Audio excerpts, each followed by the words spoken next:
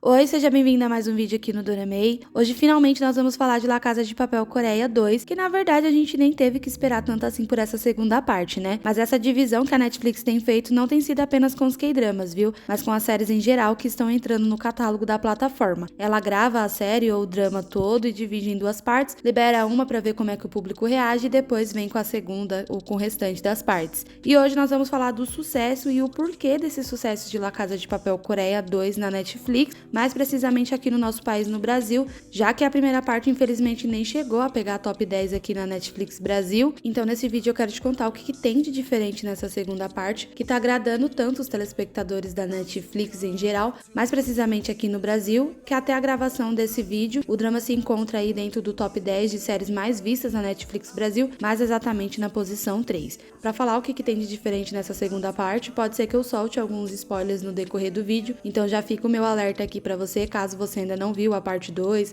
ou nem a parte 1 e não gosta de spoiler, já fica aqui o meu alerta, ou se você não liga, bora pro vídeo. La Casa de Papel Coreia conta a história de ladrões que invadem a Casa da Moeda da Coreia Unificada, com reféns presos lá dentro. A polícia precisa detê-los, assim como a mente por trás do plano. Aqui no canal já tem um vídeo com primeiras impressões e as minhas opiniões sobre a primeira parte de La Casa de Papel Coreia. Eu vou deixar aqui nos cards, vale super a pena você dar uma conferida. Mas resumidamente, eu acredito que um dos motivos para La Casa de Papel Coreia não ter ido tão bem no Brasil, nos países ocidentais, a primeira parte, um deles é que ficou muito cópia da versão original, que é a versão espanhola. Eles mantiveram muita coisa, as poucas diferenças era a questão que é Coreia e não Espanha, e o design das máscaras que são diferentes. Então tinha muitas cenas repetitivas, os nomes dos personagens eram o mesmo.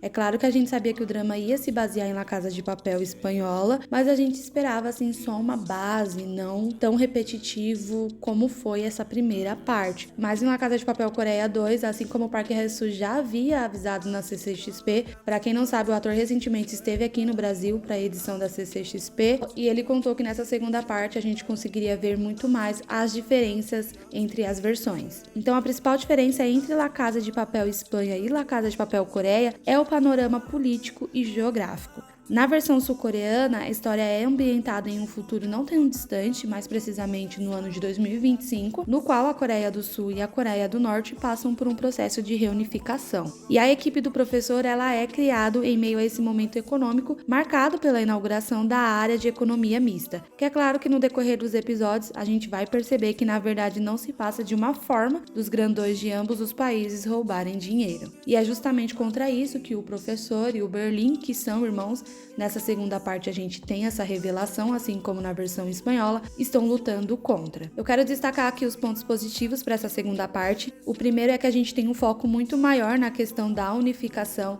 Realmente o que difere muito a versão espanhola para a versão coreana é essa questão política, né? Na versão coreana a gente vai ver eles abordar essa possibilidade aonde as duas Coreias deixam de lado, né, a guerra, a inimizade entre elas. Então a gente vê aquele processo dos norte-coreanos junto com os sul-coreanos no mesmo país, mas a gente vê ali que apesar de aparentemente ser algo bom, de alguma forma os grandões de ambos países estão tentando tirar proveito disso. Outro ponto positivo que na verdade na primeira parte eu também destaquei, mas com certeza nessa segunda parte a gente teve muito mais, e pra mim não é novidade, eu acompanho dramas coreanos há um bom tempo de diversos gêneros, e se tem algo que destaca muito as produções coreanas, tanto dramas quanto filmes, é a produção, é a fotografia desses trabalhos, dessas produções dos coreanos. Eles sem dúvida dominam muito bem essa questão de produção e fotografia e dá um banho em muitos países, viu? E nessa segunda parte não foi diferente. As cenas de ação estão muito bem produzidas, muito bem gravadas.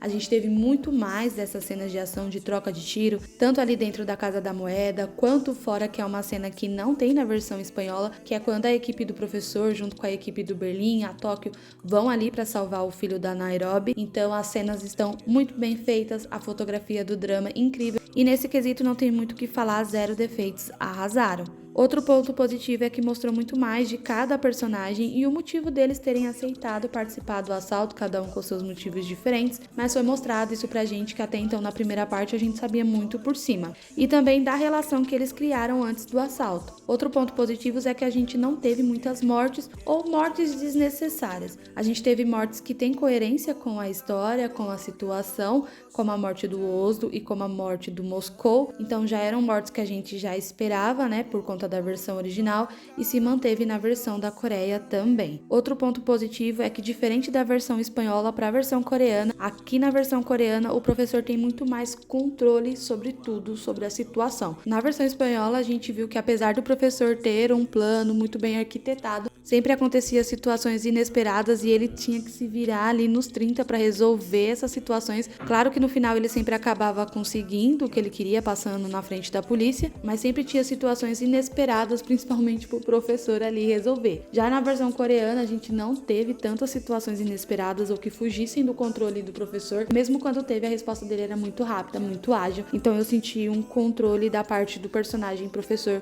muito mais forte, o que, na minha opinião, deixou o personagem ainda mais interessante e atraente. Mas como nem tudo são flores e também tem os seus defeitos, eu quero trazer os pontos negativos. Só tenho 2 pontos negativos para essa segunda parte. Eu já tinha destacado na primeira parte, mas nessa segunda parte para mim foi muito mais visível. Eu acho que a escolha de nome dos personagens poderia ter sido diferente para a versão coreana. Eu acho que se encaixaria muito melhor nomes que têm a ver com o país, não nomes da versão original. Na versão original, a espanhola, a gente tem a Nairobi, que é uma personagem super forte, com um nome forte que condiz com a personagem, com o papel, com o intuito dela de mulher forte, de mulher empoderada. E já aqui na versão coreana, a gente não vê esse empoderamento tão grande na Nairobi. E tá tudo bem. E eu acredito que essa diferença nas forças das personagens nas versões é justamente causada por essa diferença dos países, essa diferença cultural. Aqui na versão espanhola, é uma mulher latina, empoderada, que é normalmente algo que a gente tá acostumado a ver por parte de mulheres latinas. Já na versão coreana, as mulheres coreanas, não que elas não sejam empoderadas, não que elas não sejam mulheres fortes, não é isso que eu quero dizer, mas não é algo que você vê tão presente na personalidade das mulheres coreanas. Então, pra mim, o nome Nairobi não casou muito bem na personagem na versão coreana. Outro ponto negativo é que ficou muitas pontas soltas. Existe a possibilidade disso ter sido feito intencionalmente para uma próxima parte, ali vir as respostas, mas ainda assim eu acho que tinha coisas que poderiam ter ficado muito mais fechadas nessa segunda parte do que ter deixado aberto como deixou, sem a gente ainda nem saber se realmente vai ter ou não uma terceira parte. Se for intencionalmente, porque vai ter uma terceira parte, ok, que a gente vai ter a chance de ter as respostas nessa terceira parte, mas ainda assim tinha coisas que não precisavam ter ficado abertas e poderiam ter sido resolvidas, fechadas, respondidas na parte 2. Mas depois desses tantos pontos positivos e negativos, eu te indico ou não ver La Casa de Papel Coreia 2, né? Se eu indiquei a primeira parte, que dirá a parte 2, que tá muito melhor. Eu super te indico a assistir se você ainda não viu. Se você não viu nenhuma das partes, eu também te indico.